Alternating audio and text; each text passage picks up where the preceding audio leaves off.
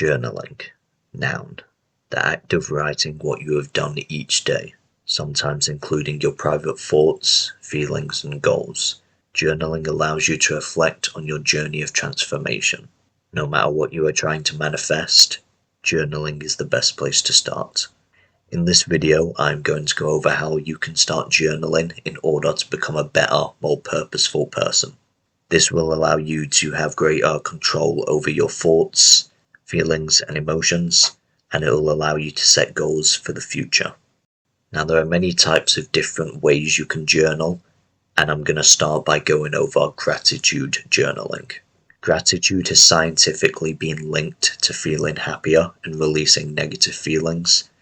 So with that in mind, I'm going to go over how you can start gratitude journaling yourself so that you can have these benefits. So here is how you can simply start gratitude journaling yourself.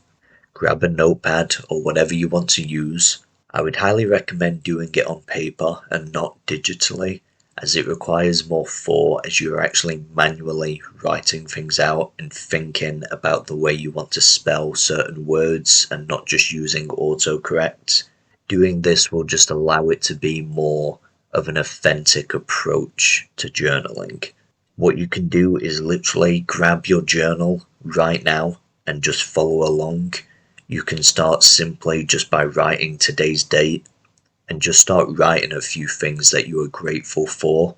For example, I am grateful for the sunlight. Alright, today is a beautiful day. The sun is shining through. I am grateful for the beauty of nature. I am grateful for my family, my friends. I am grateful for the ability to exercise. I am grateful for this water. It might seem simple and almost silly, but it should just take a couple of minutes. Try to be grateful for new things every day. I find that everyone has lots of things to be grateful for, but some people have a certain level of stubbornness where they just do not want to actively do this behavior. If you do this very soon after waking up as one of the first things you do in your day, your mind will start to associate waking up with gratitude journaling, and you will start to wake up in a natural state of gratitude. So why should you even do gratitude journaling? Well, because you become grateful for the random things you will have never even have thought about, and you will start to pay attention to the smaller things in life. How many times have you genuinely thought about or gone up to someone and said how you are genuinely grateful for them or for the things that they do? The benefits of gratitude journaling are immense, and eventually you will start to feel grateful for even the bad things that happen to you, which leads to huge amounts of personal growth when you can eventually write things like how you are grateful for your failures or your shortcomings, as they have left you with lessons for the future. Now, another form of journaling we can do is called deep journaling. Deep journaling is very effective for introspectiveness and was a method often used by the Stoics like Marcus Aurelius. What I personally do is I will set up my journal, put on some peaceful music, and start to think about the topic of my thoughts recently.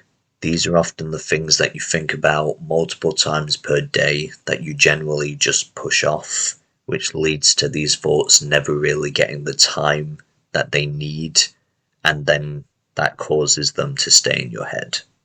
These are often the things that you think about multiple times per day that you generally just push off, which leads to these thoughts never getting the time they need, causing them to stay in your head. So you can start yourself off by asking simply, why am I thinking of these things? What should I do about these thoughts? Are they something to be acted upon? Are they not? An important tip to keep into account is to not write for the reader, but to write for the writer.